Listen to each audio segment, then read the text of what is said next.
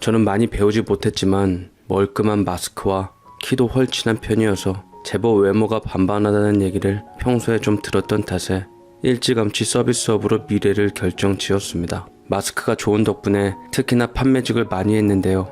새치어와 달달한 목소리, 상냥한 미소 덕분에 저는 항상 판매 실적을 최고로 올려주었고 점장으로서 사장님의 신뢰를 받으며 가게를 꾸려 나갔습니다. 백화점에서 명품 주얼리를 판매 담당으로서 일을 하고 있었던 덕분에 여자의 취향에도 도가 텄고 판매업을 하면서 제게 반했다는 사람들에게 전화번호도 많이 받았던 것도 제 매력이라 생각하며 자신감이 업이 되기도 했습니다. 하지만 저는 손님하고는 절대로 사적인 만남을 밖에서 가지진 않았는데요. 괜히 자칫 잘못 스캔들에 휘말렸다가는 이 바닥에서 소문이 나서 일하기도 껄끄럽고 힘들어진다는 말에 저는 간혹 부티나는 사모님들이나 부잣집 아가씨들에게도 페이스를 유지하며 못 올라갈 나무는 쳐다보지도 않았던 것 같습니다. 부모님께서도 행여나 그런 여자는 기 못 펴고 산다고 절대로 며느리감으로 환영 못한다 했죠. 그렇게 저는 열심히 여자들에게 철벽을 쳐가며 제 분수를 알고 제 일에만 열중했고 저도 사람이다 보니 연애를 할 때에는 간혹 마음을 끄는 사람을 만나기도 했는데 개중 손님으로 인연을 맺은 여자는 단 한 사람도 없었습니다. 저도 시간이 갈수록 점차 나이가 차가니 주변에서는 하나 둘씩 결혼을 하며 가정을 가지기도 했는데 간혹 그런 평범한 삶이 저는 가끔은 부럽기도 했습니다. 저는 부모님의 생계와 대학 졸업 후 공무원을 꿈꾸는 여동생의 학원비와 학비까지 책임져야 했기 때문에 모아놓은 돈도 없었고 부모님도 집안의 기둥이자 돈줄인 저를 굳이 결혼시킬 생각은 안 하시더라고요. 아버지는 한쪽 다리를 못 쓰시는 장애를 앓고 계셨고 엄마도 잔병 치레가 많아서 일을 하다가도 픽픽 쓰러져 병원 호출이 잦으니 마음이 불편한 저는 제가 일 좀 더해서 부모님 생계까지 책임지지 싶었습니다. 그러다 보니 부모님은 장남인 제게 자연스럽게 의지하려 두었고 주변 친척들이 저를 안쓰럽게 여겨서 진욱이 장가 보내야지 언제까지 저렇게 총각으로 둘 거야 라고 한마디씩 할 때는 그냥 헛기침을 하고는 귀를 막아버리셔서 제 마음을 헛헛하게 만들기도 했죠. 그렇지만 부모님 원망을 한 적은 없었습니다. 가족이기에 어떻게 해서든 오래오래 건강하게 제 곁에 행복하게 머물러 주셨으면 하는 바람이었어요. 그러다 보니 자연스럽게 매번 제게 결혼 생각을 하며 만나는 여자들에게도 속사정에 대해서 털어놓지는 못하고 미안한 마음에 점차 마음의 문을 닫게 되기도 했습니다. 허나 그래도 집신도 짝이 있었고 하늘이 점지해준 인연은 분명히 존재했었던 건지 어느 날 제 운명을 바꾸는 일이 찾아오고야 말았죠. 언젠가부터 가게에 드나들며 저를 눈여겨봤던 건지 어느 예쁘고 부드러운 인상의 여자가 제게 이것저것 액세서리를 많이 골라가더라고요. 사람 접근하는 거 다 똑같습니다. 관심이 있으면 남자든 여자든 한 번이라도 더 상대방을 보려고 어떤 핑계를 대서 가게에 왔고 목걸이와 반지와 귀걸이를 수천만 원어치를 사갔죠. 안녕하세요. 혹시 옐로우 다이아 괜찮게 세팅된 디자인 좀 보여주세요. 지점장님이 하나 추천해주면 좋겠는데. 늘 그랬듯 내 취향 잘 아시니 섬세하게 잘 골라주시면 좋겠어요. 여태 지점장님께서 골라주셔서 한 번도 실패한 적이 없으니 항상 믿어요. 라고 말을 하는데 얼추 보기에도 온몸을 명품으로 도배를 하고 매번 우리 브랜드, 특히나 제가 취향껏 골라준 액세서리를 골라준 것만 착용하고 다니는 그녀는 듣기에는 거대한 골프장을 갖고 있는 사모님이라고 들었습니다. 제가 오기 전부터 가끔 저희 매장을 이용하셨는데 제가 들어온 이후부터는 본격적으로 저희 매장을 찾아주며 항상 저만 찾아주었는데 덕분에 저는 단시간에 지점장 승진을 하게 되었고 인센티브도 많이 받게 되어서 여자 손님이 반가웠습니다. 남들은 성형을 했다, 돈으로 발랐다 이런 말들이 나왔지만 어쨌거나 너무나도 아름다웠던 그 사람이 올 때면 일순간 매장이 조용해지며 그녀에게로 온통 시선이 쏠렸는데 그만큼 화려하고 아름다웠고 시선을 끄는 매력이 있는 사람이었습니다. 저도 사람이었기에 인간적인 호감은 있었지만 그녀는 대단한 손님이었고 제가 엄두도 못 내는 넘볼 수 없는 벽의 소유자였습니다. 매장을 방문했을 때 저를 찾아주는 것이 기쁨이었고 그건 돈이 전부는 아닌 것이 어느 순간부터 감정이 바뀌기 시작하더라고요. 그랬던 그녀가 제가 항상 서비스 마인드로만 대하니 답답했던지 어느 순간부터 대놓고 제게 여자로서 오기 시작하는데 결제를 할 때 카드와 함께 살짝 쪽지를 건네주면서 애교있게 윙크를 찡긋했고 저는 그간 멈춰왔던 애꿎은 심장이 웬일인지 뛰기 시작했습니다. 제 연애사란 결코 손님하고 얽히지 않는다는 철칙이 있었지만 그녀는 웬일인지 예외가 될 것 같은 예감이 들었죠. 그녀의 뜻대로 저는 퇴근할 때 매장 밖으로 나와 주차장에서 기다리고 있는 그녀의 차를 탔고 수억 원짜리 럭셔리한 외제차에 자연스럽게 제게 차키를 건네는 그 여자의 당당함에 무척이나 설레었습니다. 식사를 하고 차를 마셨는데 저에 대해 이것저것 궁금한 것을 물어보는 대신 찬찬히 자신에 대해 소개하는 시간을 가졌습니다. 몰랐던 부분도 많았고 놀랐던 부분도 많았더랬죠. 솔직히 말할게요. 사실 나 2번 이혼했어요. 애기 낳을 생각도 없고요. 나중에 외로우면 입양 생각은 갖고 있어요. 부모님 모두 돌아가셨고 언니 하나 있는데 부모님 유산과 내 위자료로 사업을 크게 발전시켜서 리조트랑 골프장 사업을 하고 있어요. 난 사업에 대해선 잘 모르지만 잘 되는 것 같더라고요. 우리 언니가 사업 수완은 아주 끝내주거든요. 이것저것 내 지분도 제법 있는데 일에는 별로 관심이 없어서 그냥 언니한테 다 맡긴 상태예요. 라고 말을 하는데 뭔지 저 역시는 잘 몰라도 엄청나게 돈이 많은 것 같기는 했습니다. 하기사 몇 달 사이 수천만 원 주얼리를 지른 그녀인데 딱 봐도 허세 같지는 않았고 저도 모르게 돈 앞에서 긴장을 하게 되더라고요. 처음으로 먹은 호텔에서 코스 요리만 하더라도 수십만 원 하는 것들인데 거기다 와인까지 마시니 겉으로는 멋있게 웃고 있어도 속으로는 멋없게 돈 걱정을 하고 있었습니다. 일어날 쯤에는 그녀는 제가 행여나 난감해 할까봐 미리 카드를 주면서 콧대를 높여보라고 하더라고요. 난 내가 맘에 드는 사람이 돈 때문에 주눅 드는 것도 싫고 다른 사람들로 하여금 내 사람을 신경 쓰이게 하는 것도 싫어요. 개떡같은 인식이 꼭 여자가 계산하면 남자가 찌질하게 보이는데 카드 줄 테니 맘 편하게 계산해줘요. 라고 말하며 제 어깨를 올리게 해주었고 저는 누구보다 제 자신이 그 식사값을 계산할 능력이 없음을 알았기에 기꺼이 사양 않고 그녀가 말한 대로 카드를 받아 계산하고 돌려주었습니다. 여자는 흡족한 듯 웃으며 차에 탔는데 와인을 주문할 때부터 저는 그녀의 대리기사를 해주기로 마음먹은 상태라 그녀의 키를 가져가 운전을 해주었고 그것마저 배려심으로 보였던지 그녀는 더욱더 제게 호감을 보이며 그 이후로 자주 만남을 가져 저는 스스로의 불문율을 깨고 그녀와 연인 사이가 되었습니다. 처음이었어요. 누군가에게 결혼할 만큼 호감이 든 건 말이죠. 저는 그 여자가 제 마음을 당기는 대로 당겨주었고 계산 없이 트릭 없이 온전히 진심을 받아들이는 모습에 우리는 누가 뭐라 할 것도 없이 결혼 생각을 하게 되었습니다. 청혼만큼은 제가 먼저 하려고 했는데 제가 환경에 잠시 생각하는 사이 먼저 치고 들어와 제게 멋들어진 프로포즈를 하더군요. 멋진 그녀다웠습니다. 우리 결혼할래 자기야? 3번째 결혼이긴 하지만 이런 날 예쁘게 봐줄 수 있겠어? 라고 말을 하는데 당연히 예쁜 여자이니 예쁘게 볼 수밖에 없었고 그렇게 말하는 것조차 사랑스러워 저 역시 결혼을 결심하게 되었습니다. 이런 말씀 믿을는지 안 믿을는지 모르겠지만 결혼 당시 정말로 그녀의 외적인 조건이나 돈을 보았던 것은 단 1도 없었습니다. 이건 진심으로요. 짧은 연애였지만 운명을 느꼈고 당당하지만 외롭고 쓸쓸해 보이는 그 여자가 마음에 쓰였기에 보호 본능을 일으키며 곁에서 지켜주고 싶다는 생각을 하게 되었던 것 뿐이었죠. 하지만 제가 그 여자와 결혼한다는 소식을 들은 주변 사람들은 혹시나가 역시나 제가 남자 신데렐라라도 되는 모습인 양 부럽다고 로또 당첨된 것보다 더한 행운이라고 치켜 세워주는데 다들 부러움이 가득한 시선들이었고 개중엔 질투에 못된 말을 하는 심보들도 보였습니다. 야, 네가 그 여자랑 결혼하면 값질 다 당해낼 수 있겠냐? 돈 많은 여자가 우리 같은 사람들을 남편 취급이라도 해줄 줄 알아? 그 여자 남편들 재력들이 다들 빵빵하니 장난이 아니었다는데 너를 택하면 다 이유가 있지 않겠냐? 누가 아니라냐? 너 잘 생각해야 한다. 돈도 네가 감당할 수 있을 만큼 적당히 많은 집이어야지. 너무 많으면 오히려 파국이 일어날 수도 있다는 거 생각해야 돼. 맨날 너 부리는 사람처럼 대하고 차별하고 힘들게 할 텐데 너 진짜 생각 잘해야 한다. 감당할 여자 데리고 살면서 평범하게 가정 이루는 게 최고야. 돈 그까이 거 다 필요 없다고 라고 한마디씩들 말하며 저를 말리는데 지금 돌이켜보니 그때 동료들이 했던 말은 반은 맞고 반은 틀렸던 것이 분명했습니다. 저도 걱정이 안 되는 것은 아니었어요. 무엇보다 부모님들도 걱정이었습니다.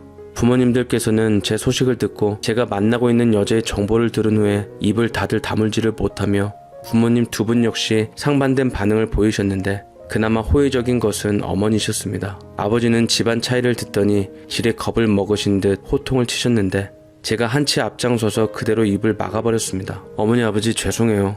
쉽지 않은 결혼이고 누가 보더라도 제가 너무나도 기우는 결혼이지만 그래도 저 그 여자 많이 좋아하고 놓치고 싶지 않아요.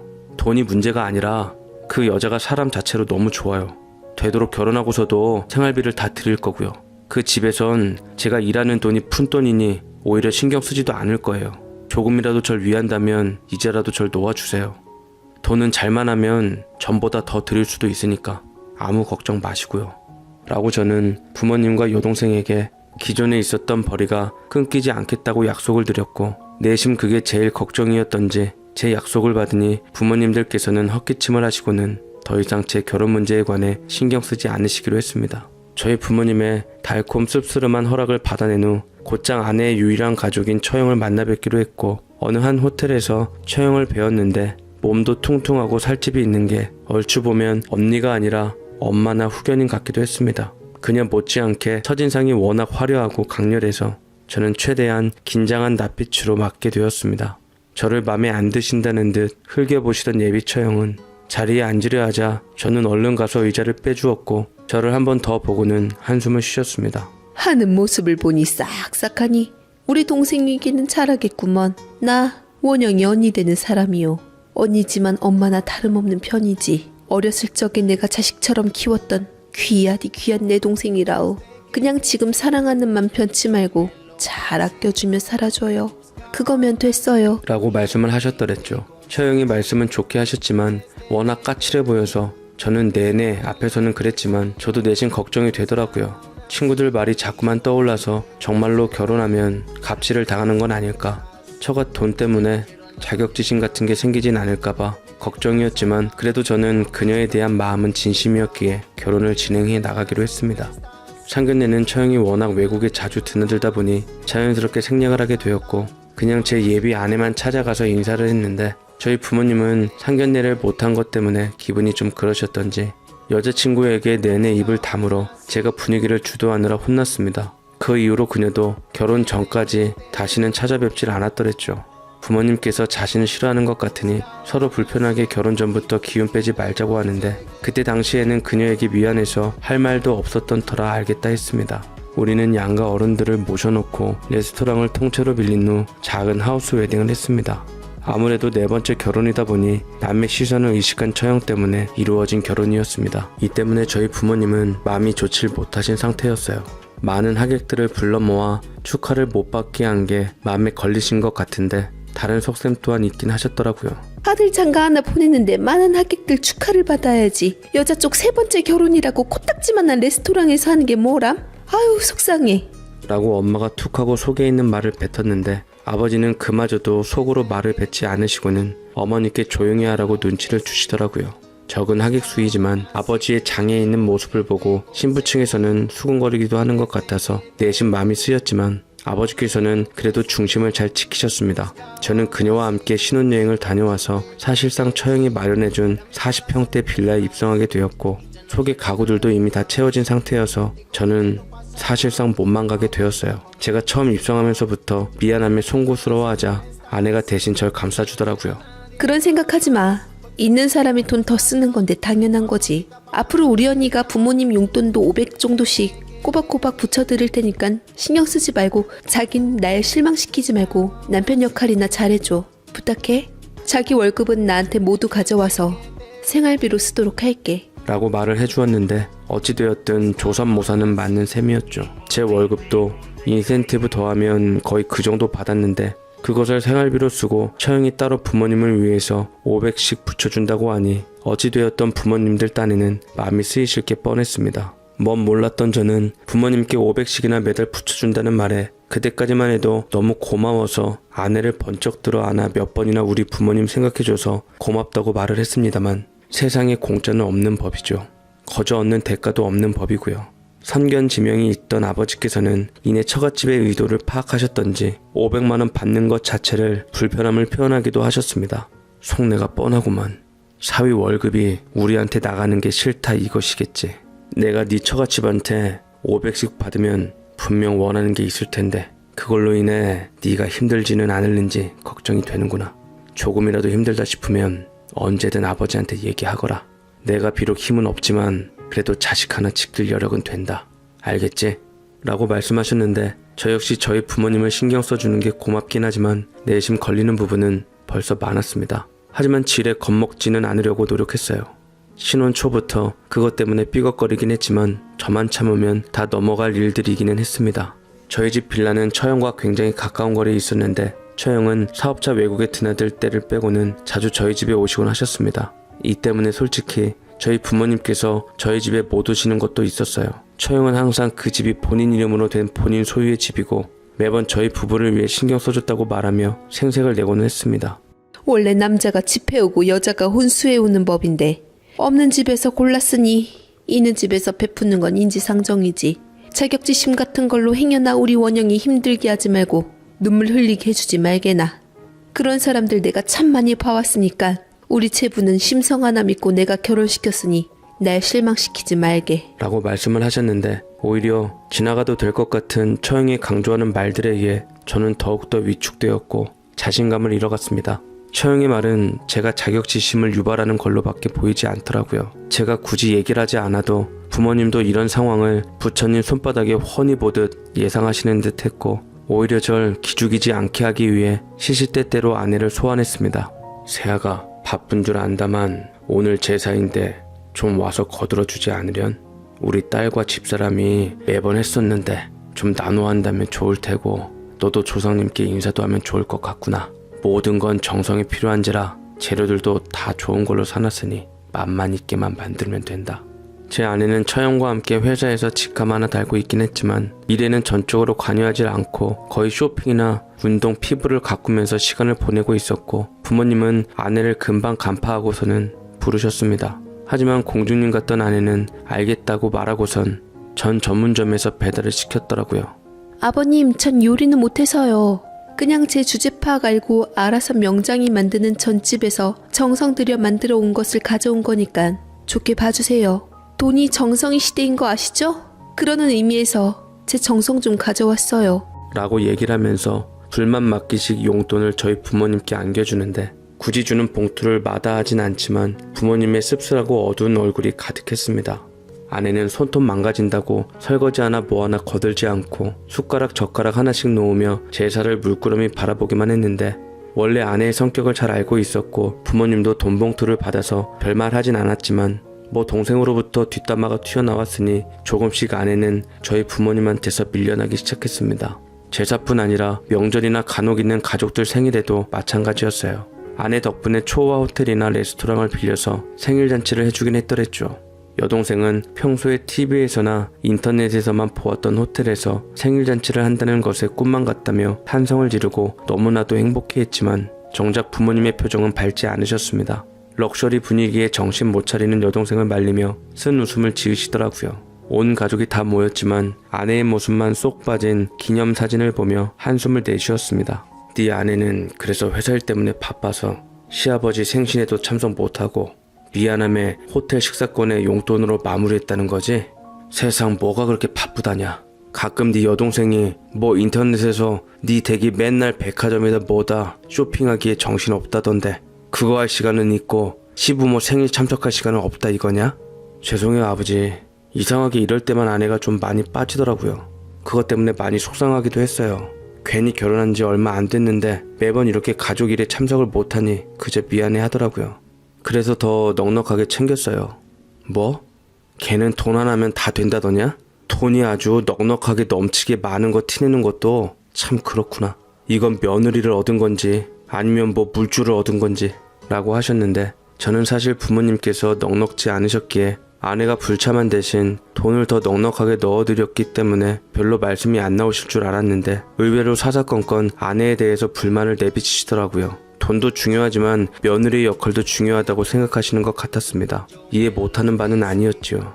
다른 집 며느리들은 살갑게 시부모님 어려운 줄 알고 옆에서 잘 보살피기도 하고 사근사근거리며 비위도 맞춰주고 하는데 제 아내는 거의 저희 부모님을 뵈러 오지도 않을 뿐더러 오더라도 똥 씹은 얼굴로 뚱하니 있다 가버리니 여러모로 불편한 사항이었습니다. 이런 불편한 상황을 아내도 인지했던지 처음만 몇 번 얼굴만 내비치더니만 바쁘다는 이유로 자리에 참석하지 않거나 늦게 오는 등 돈값을 제대로 치루었습니다. 자기야, 내가 좀 바빠서 생신 선물을 못 샀거든. 저번에 신혼여행 때 명품 스카프 사다 드렸을 때도 별로 마음에 안 드신 것 같아서 그냥 돈 봉투에 용돈 좀 더 넣었어. 그걸 더 좋아하시는 것 같아서. 일이 있어서 나 언니랑 출장 가야 되니까 호텔로 가서 섭섭지 않게 잘 챙겨드려. 알았지? 라고 말하고는 생신 선물